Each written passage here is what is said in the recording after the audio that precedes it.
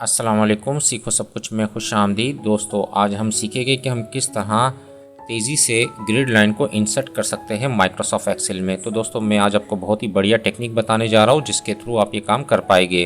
तो दोस्तों, आप यहाँ देख रहे हैं कि यहाँ बॉर्डर नहीं है और हमें क्या है, ग्रिड लाइन बॉर्डर यहाँ ड्रा करना है डिफरेंट पोर्शन पर।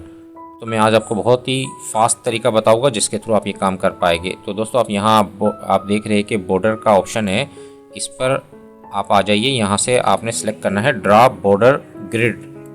जैसे ही मैंने इस पर क्लिक किया, अब आप देखिए कितनी तेज़ी से आप जिस जगह चाहे बॉर्डर बना सकते हैं।